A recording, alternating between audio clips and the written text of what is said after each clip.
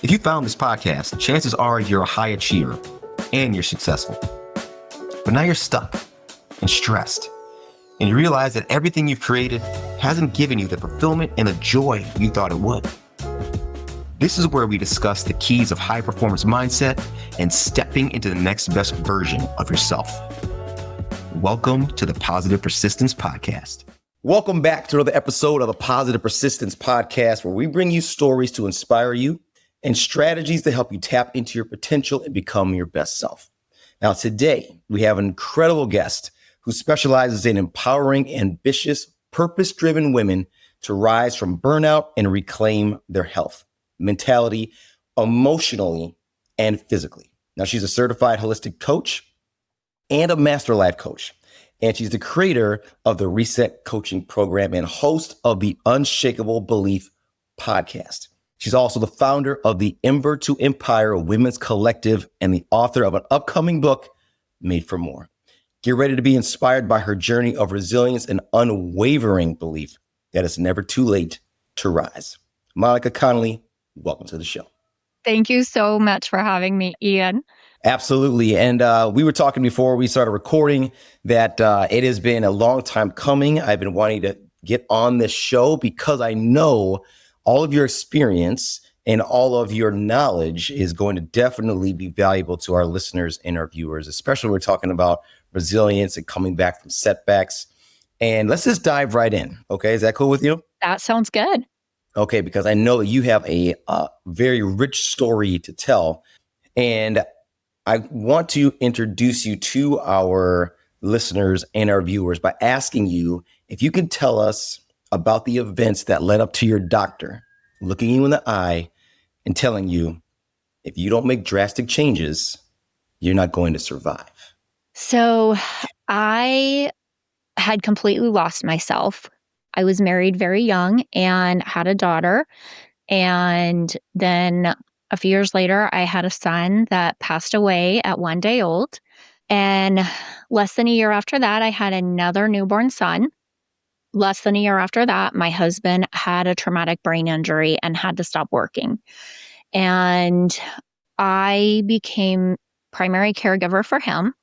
Both of my kids had a lot of medical challenges, so I was primary caregiver for them as well, plus working full time to financially be able to, have a roof over our heads and groceries and things like that.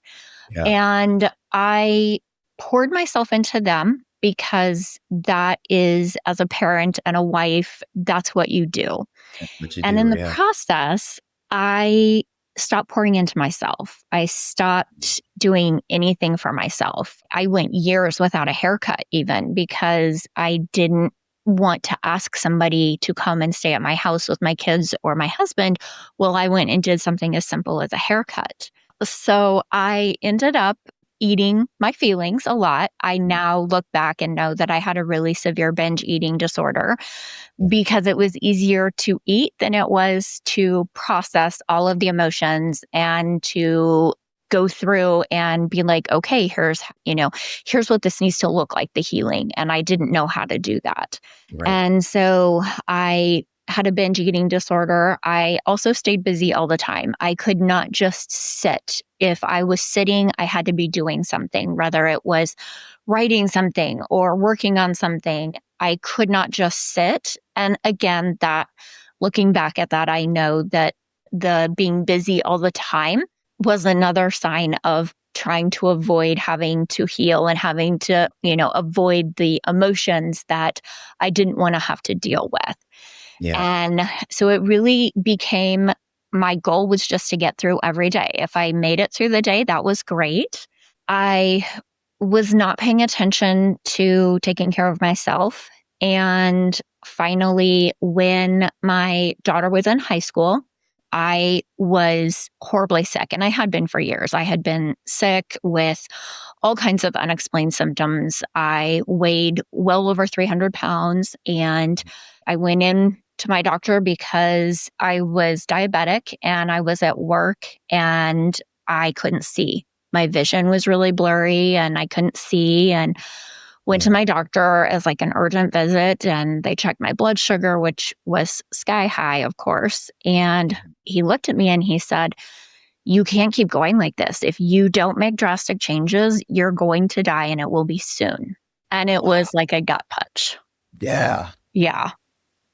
So, Well, so I mean, okay, so you're dealing with emotional stress, you're dealing with physical stress, you're dealing with, I can't imagine your nervous system must have been just shot. So what were the first couple of steps that you took to start regaining Monica back? so at first it was nothing because I was so overwhelmed. I didn't even know where to start. Right. You get told something like that, and the first thing you do is go to Dr. Google and, start searching things up and Yes, start and you keep making looking. it worse because now you're Right. freaking this. Yeah, right. And looking online, I was like, there's so much information. How am I supposed to go through this and figure out what's going to work for me? Because I Mhm. had tried all kinds of things. I had tried every diet in the book to lose weight, and nothing was working. So I knew that like I had stuck to rigorous diets, and I knew that that was not, it wasn't sustainable, and it Right. never worked. So Yeah. I knew that I had to get my weight under control to help with the diabetes and to help with all the other health issues that I was having. So at first I didn't do anything. I really was like, okay, yeah, you've told me this, but I was overwhelmed with all the information. Yeah. So a couple years later, the wonderful pandemic hit, and I actually had left my job in healthcare 2 weeks before the pandemic hit, before everything got shut down. I just was like, I can't keep doing this. Mentally, I knew I had to take a break, and I left my secure job of 13 years to go do Uber and Lyft because I could set my own hours. I could replace my income. Yeah. And I was like, it's a mindless job. I'm not going to have to be thinking.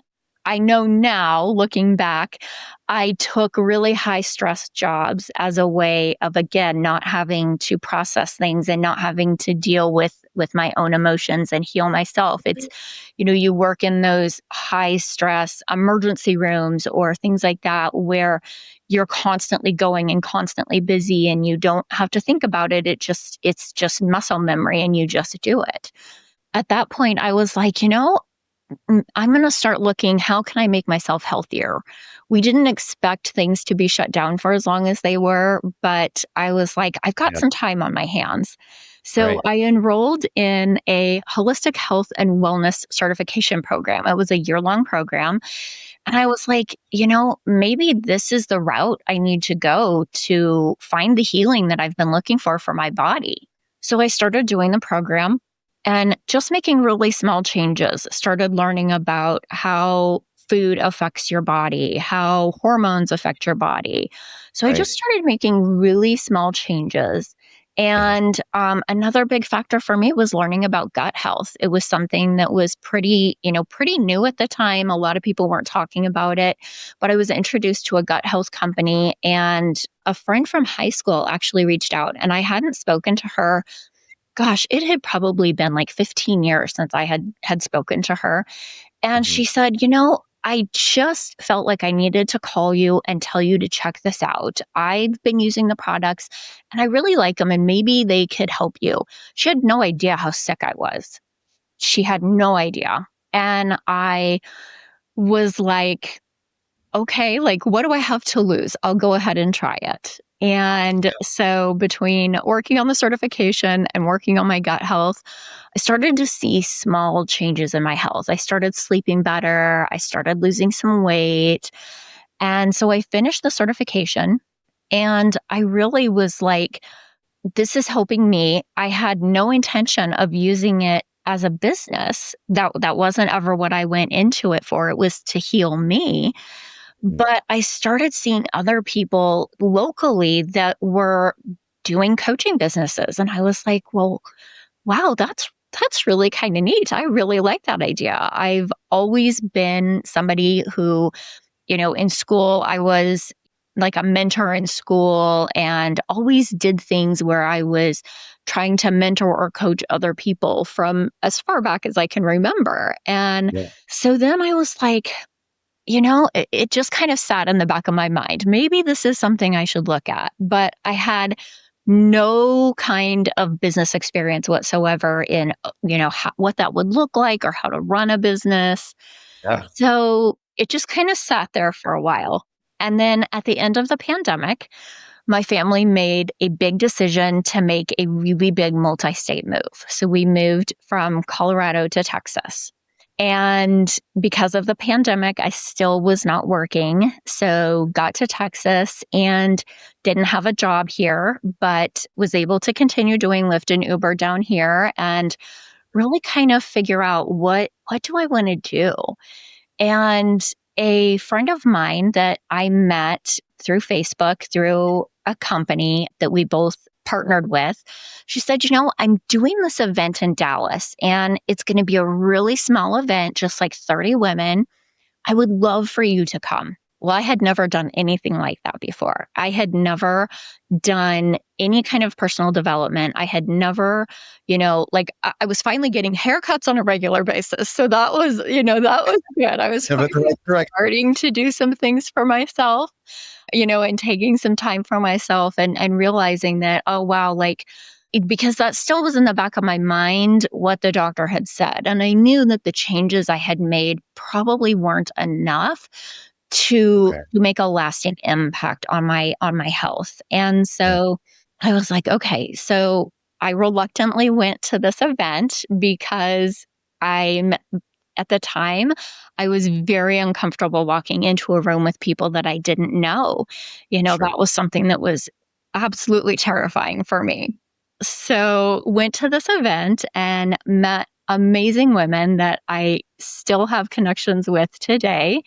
And I was asked to make a commitment at that event. She asked me to commit to telling my story from a stage within the next year.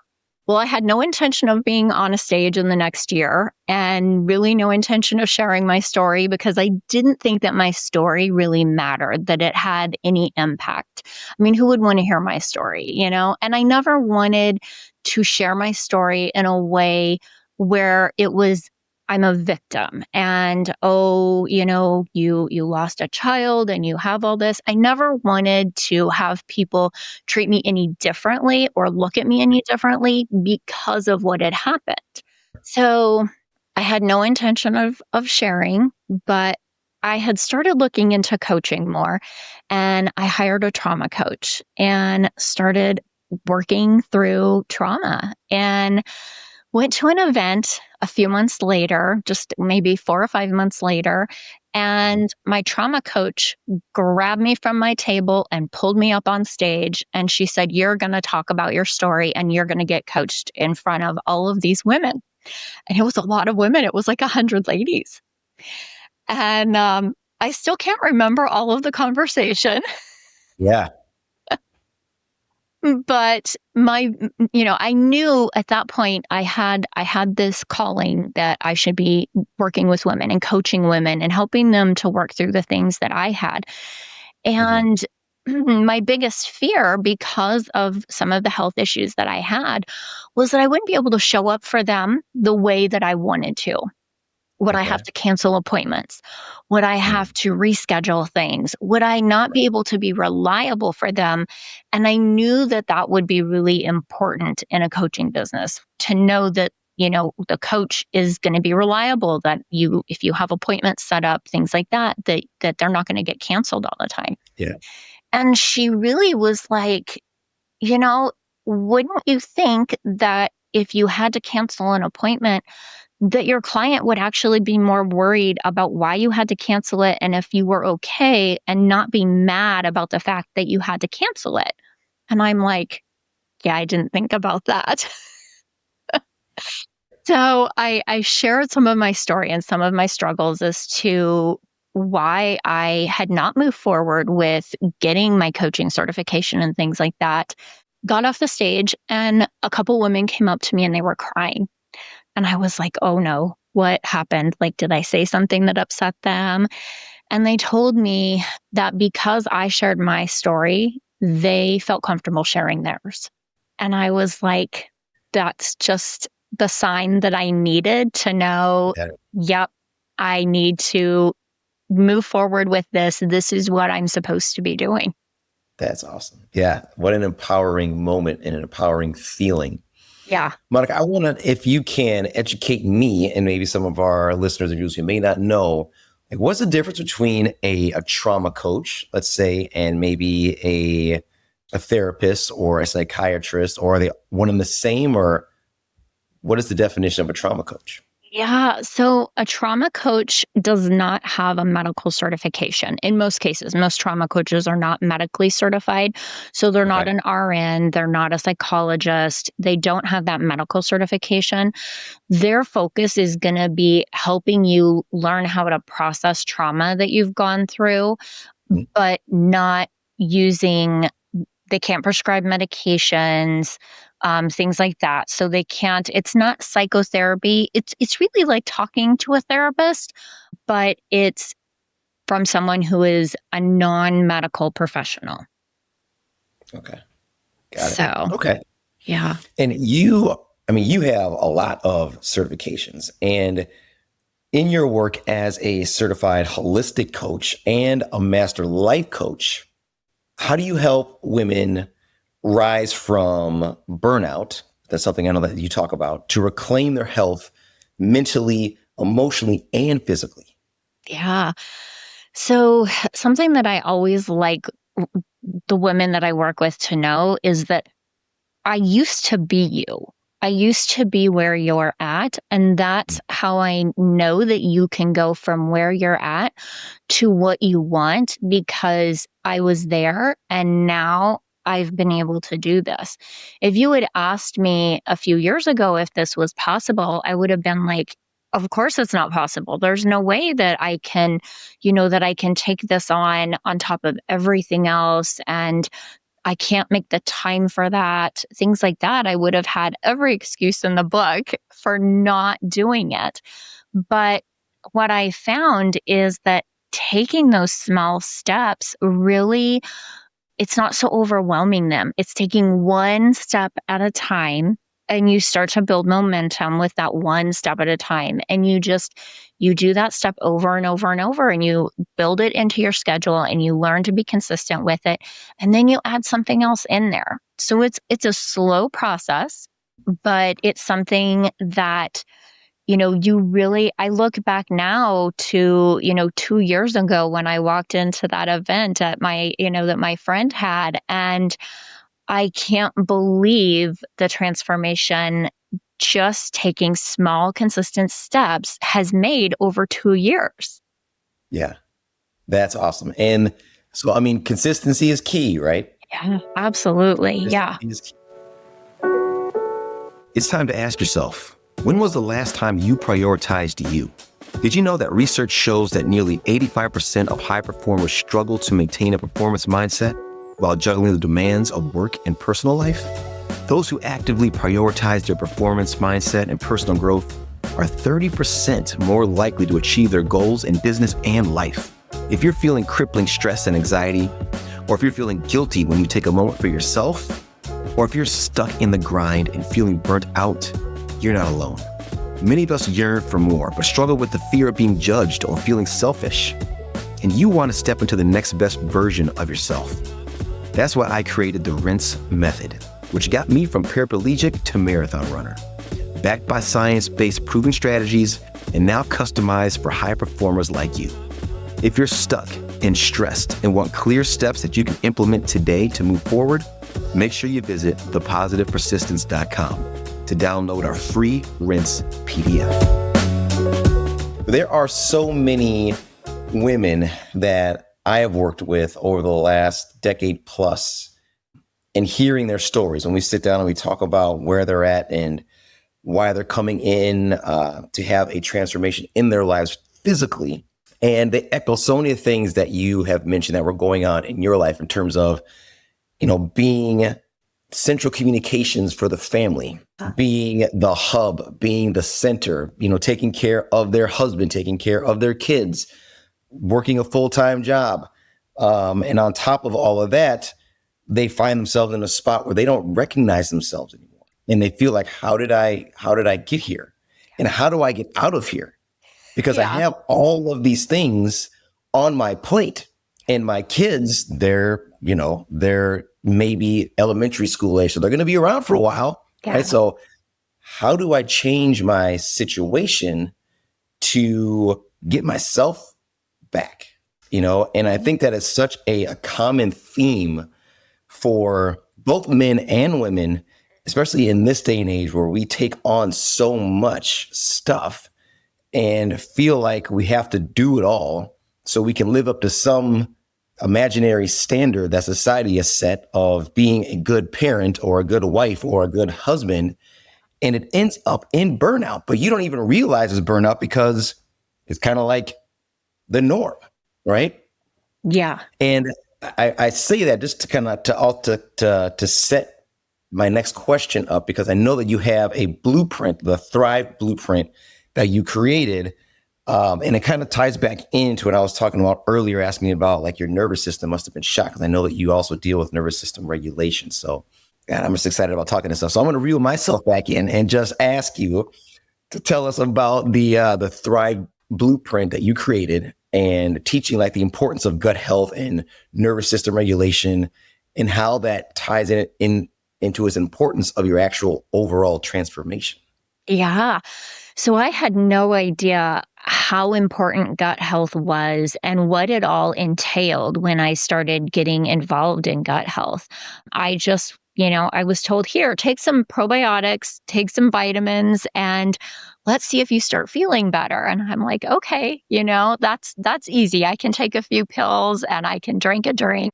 And, if it helps, it helps. If it doesn't, no skin off my back, because nothing else has helped either.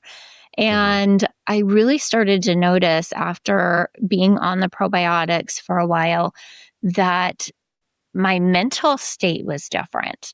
My mindset was starting to change. I wasn't so exhausted all the time. So I wasn't always doing everything from like a fight or flight response. I was able to kind of take a step back and start processing things. And I really started like setting up boundaries for my time. That was huge. And that was really one of the first steps I had to take. Was I have to start scheduling time for myself, and that has to be non-negotiable. And everybody has a few minutes in their day, even 5 minutes, where you can schedule time for yourself, and you can just sit and read a book for 5 minutes or sit and meditate for 5 minutes. Everybody has at least 5 minutes that they can sit and do that. My habit was I would sit in front of the TV and totally zone out, because it was just mindless, and that's how I would get my brain to settle down after the day. But really starting to set boundaries around where I spent my time. So it switched from sitting and watching TV to maybe reading a book at night instead, or sitting outside and watching the sunset. Just really simple things. But that time was non-negotiable, and it was made clear to my family and, to my kids, this time I am not going to be available, and I'm not to be interrupted unless somebody is gushing blood or something like that. Just give me 5 minutes. That was huge, and really starting to notice those mindset shifts. And now looking back, I can really see that to heal my body, I had to heal my mind. I had to move through the trauma that I had had. I had to start working on regulating my nervous system. And part of that goes back to gut health. And, it affects your gut health, affects the hormones in your body. And the hormones in your body is what is constantly putting you into fight or flight, causing that dysregulation. Now, there's other medical causes that can do that as well. Sure. But that is one big factor. So I started noticing, okay, as my mindset's getting better, I'm sleeping better. I'm not so tired. my outlook and my perspective of things is better. And then I started losing weight on top of that. So it just kept spiraling. And I found like once you really started taking those first initial steps and just stayed consistent. And for me, I like to check the box. So I would put everything in a planner, and still to this day, I have a paper planner. I like paper and pen, and I write down everything that I have to do during the day. What are my appointments today? What do I need to get done today? And I want to be able to check that off and say, yep, I got this done. But it helps me stay organized too, so that I can allot time and figure out where are the times that I'm taking for me on these days around the appointments and things like that. Let's talk about time for a second. Yeah. So in your personal and your professional experience, what do you find is the biggest benefit for having those boundaries, making that time, even if it's just 5 minutes? You know, for someone who's listening, like, well, okay, I can do that for 5 minutes, but why is that going to help me? How's that going to help my situation? Yeah. So just having that 5 minutes where you can sit and not have distractions from the outside and just sit, you can practice. I love to do box breathing. So I will sit and just focus on my breathing for 5 minutes. And that has huge health benefits. So you spend that 5 minutes focusing on your breathing, and you find that your cortisol levels go down, your blood pressure goes down. You see so many health benefits of it. You have to stay consistent with it though. But if you can spend 5 minutes a day focusing and just spending that time relaxing and practicing meditation or breathing, you're going to see years of years of health that are recovered because of that. So you think about, well, it's only 5 minutes. How much of a difference is it going to make? They tell us exercise 30 minutes a day, get out, move for 30 minutes a day. And so you think, well, it's only 5 minutes. But when you compound that 5 minutes over a week and over a month and over a year, and when you can build up that time as you find other spaces to put in that 5 minutes, you find that the health benefits are just immensely beneficial. I find that those 5 minutes that you can take can really be just a reset for yourself. Yeah. Right. For you to be able to hit the pause button for life and take a breath and then kind of re-enter life on your terms. Right. And you come back and you feel so much calmer. You're like, you may have felt really frazzled when you sat down for that 5 minutes, but you come back after that 5 minutes and you're going to be more clear in your head. You're going to be able to make better decisions. You're not going to be snapping at people and grumpy with people. It just, like you said, it gives you that reset, and you can kind of just go, okay, I just, take that breath, and then you're able to refocus your energy. Yeah. And for our listeners and viewers, the word we used before, consistency, is also key in that exercise, because, the first time or two you take those 5 minutes, it might not be the reset you're wanting, but over time, as Monica said, it will definitely have its benefits for sure. Yeah. And they say that it takes 66 days to make a habit. It's, they used to say, oh, just a few days and you'll learn a habit. But the new studies are showing that it takes your body 66 days to recognize something as a habit. So, don't get discouraged if you miss a day. Jump back on. And a lot of times what people say is, I did it for 4 or 5 days and I missed a day and I noticed a big difference. And I jumped right back on the next day and felt like I got right back to where I was when I had missed. So, don't beat yourself up if you miss a day. That's not going to help you at all. Know that, it takes time to build that consistency. It takes time to be consistent at something. Right. Absolutely. Yes. The message of being patient, easier said than done, but again, it reaps its benefits.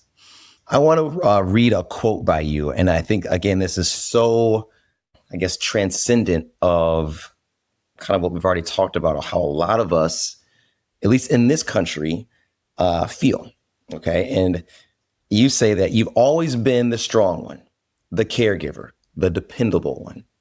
But somewhere along the way, you stopped recognizing the woman in the mirror. You feel burned out, overwhelmed, and emotionally drained. Like your dreams have been buried under responsibility, disconnected from your faith, your energy, and your sense of purpose. You've done everything right, and yet something still feels missing. And again, I have talked to so many women, and again, in my fitness profession, where that is like them to a T. And I think there are so many of us, both men and women, that are in that situation, in that spot. And it really hit home for me when I read, like, burned out, overwhelmed, and emotionally drained, like your dreams have been buried under responsibility because you feel responsible for helping fuel everyone else's dreams in your family, your kids, your spouse. And it's like, well, what about mine? Because I'm so busy holding everybody else together that I don't get time to live my dreams. Yeah. So now, and I know that you've created something that's called the Reset Coaching Program. And I was hoping you could kind of unpack and kind of speak to that quote, and also kind of unpack what the Reset Coaching Program is all about and some of the benefits from that program. So, you were talking about the things that society, the expectations that society has put down on us. And we were programmed from a very young age to be like, oh, this is what I'm supposed to do. And I'm supposed to live in this box, and I'm supposed to go get a job, and I'm supposed to take care of my family. And as a woman, I'm supposed to do both of those things and, do it full time, and also make sure everything is being done the way that it's supposed to be. And when you look at the societal norms, there's no time for women and even men to really think about what, as a child, you dream all the time and you daydream and you have all of these things that you think you're going to do when you get older. And then when you do get older, all of these responsibilities come into play, and you go, I had this dream and it's gotten buried under all of these responsibilities. And I think a lot of it is people feel like they have to outdo the Jones. They have to outdo the neighbor. You're always trying to up level, but it's to please somebody else and to put that appearance that you have everything together. And, I have the nice house and I have the nice car and I have all these things. But if somebody were to ask you, how are you? Most of the time the answer is, oh, I'm fine. I'm good. Everything's good. But what they don't see behind the closed door is that you're miserable and you feel lost and you're struggling. Right. Yeah. And you're struggling. And it's really taboo for people to say, I'm not good. I'm not great. I'm struggling with these things. It's really taboo for people to talk about that. And so part of the program, part of my reset program is really looking at, we need to drop the expectations of what everyone else has, and we need to talk about the expectations you have for yourself. What are the things that you want to accomplish? What are your dreams? And I know in my case, I had completely forgotten how to dream. Like, that's something that at that first initial event, it was asked of me, well, what are your dreams? What do you want to do? And I couldn't tell you. I couldn't even tell you what I wanted for dinner every day. Yeah. And so really putting the expectations of everyone else aside and looking at, what is it that I really want? And what is it that I'm passionate about? And really finding that alignment.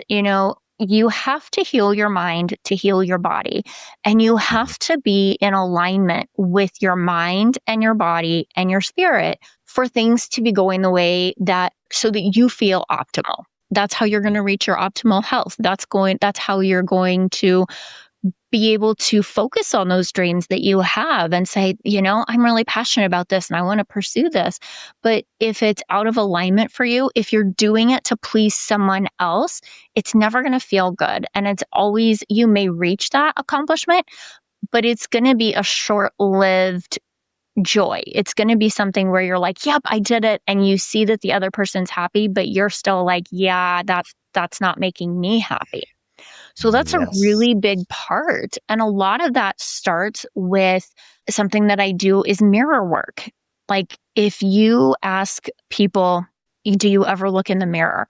And you may see this in your gym. You may see people who completely avoid the mirror. And I've even had people tell me that they wouldn't take certain classes because there was mirrors in the room and they could not look at themselves in the mirror. Yeah. And that's a huge problem. The fact that you have so much anxiety at looking at yourself in the mirror, that's a huge thing that I address in my reset program. It really starts with having them start looking at their health because I feel like your health is really the foundation. So, how are you sleeping? How are you eating? What's your movement like? What supplements are you using? How much water are you drinking? How much time are you spending every day doing something that brings you joy? And Right. then moving into things like mirror work and journaling and really figuring out, oh, this, I'm not passionate about this job or I'm not passionate about this. I'm doing this because this was the expectation that has been put down for me, but it's not really what I want. Mhm. So it's a really fun process. I have a woman that I worked with and she works a full-time job, but she's also starting 3 businesses, 3 entrepreneurial business, right? She's really motivated. But Yeah. she was really struggling with her self-confidence and with really like, am I capable of doing this? And are people going to even be interested in what I'm doing? And so when we started the program, she was working her full-time job and she had these 3 business ideas. Since finishing the program, she's launched all 3 business ideas, which involved a lot. She had to get licensing through the state for one of the businesses. So it's involved a lot of work, but she was at a point when she finished with the 6-week program where she was confident in herself. She felt good showing up and being present and showing up for other people. She wasn't worried about what other people would think about her choices for her business. She was so passionate about these businesses and she loves and she's so good at what she does, but she was so worried about what other people would think and what other people would say. And now she's let go of all that and all 3 businesses are thriving. That is awesome. So you helped her reconnect to her purpose. Yeah. You helped her find it, reconnect it, and then run with it. So what advice would you give to someone who feels lost or disconnected from their purpose in life? I think that we all have a purpose that's put in front of us. And some of us take longer to find that purpose. Some of us, it has to be put in front of us multiple times before we're like, oh, is that what I'm supposed to be doing? Right. Yeah.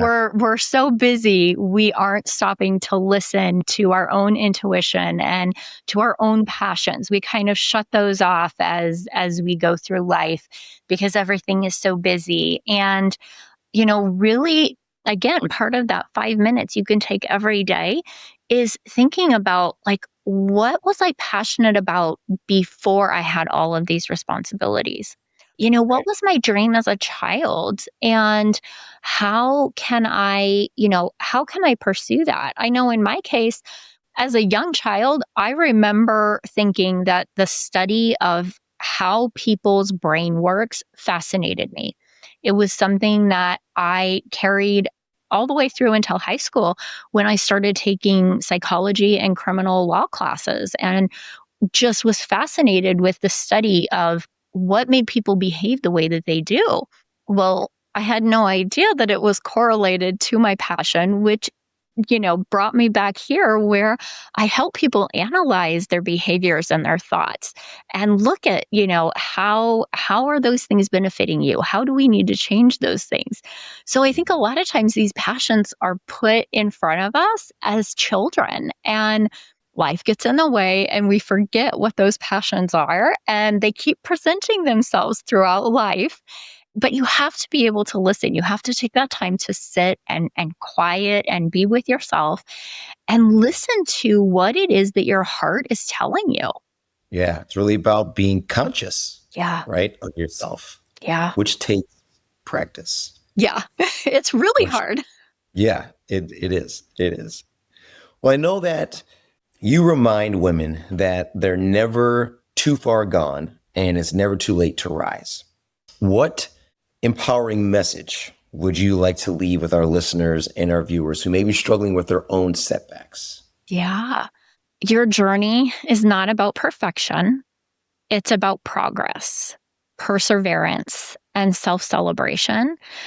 And you were made for so much more than what you ever realize. That's awesome. I don't think we could hear that enough. Right. I think we have that on repeat. That should. Yeah. I have it on Post-it notes. Yes. I have it on Post-it notes, so I see it every day, because even someone like me who works with other people, I still have to be reminded of that. Yeah, I love that. Well, Monica, thank you so much for taking the time to add so much value to our listeners and viewers, and let us share with them how they can find more about you. Yeah. The best place to go is my website. It's monicaconnollycoaching.com. I'm on social media, Facebook, Instagram, LinkedIn. I'm kind of all over the place, and I'm, pretty easy to find. It's just Monica Connolly on Facebook, and that link will get you to all of my social media. Awesome. And when can we expect the book? Actually, so before we started recording, everybody, Monica is not only writing one book, she is writing 3 books. Holy cow. Okay, so tell us, when can we expect those bad boys to be in our hands? So the first one is going to be an anthology. So it's with several other women that we are compiling a book that will come out this fall. And then I have 2 single books that I'll be publishing in 2026. All right. Okay. So we'll keep our eyes peeled for those. Yeah. So Monica, again, I want to thank you so much for joining us today on the Positive Persistence podcast. And I want to remind our viewers and our listeners, as we always do, to stay positive, stay persistent, and remember, mindset is everything. We'll see you next time. Thank you for tuning in and being part of the Positive Persistence family. We're having a great time creating this content, and we truly hope it inspires you to embrace positivity and persistence in your own journey. If this podcast episode inspired you or entertained you, scroll down, hit those stars, and leave a comment or 2. Your 5-star reviews and shares encourage us and help us grow the show. So until next time, stay positive, stay persistent, and remember, mindset is everything.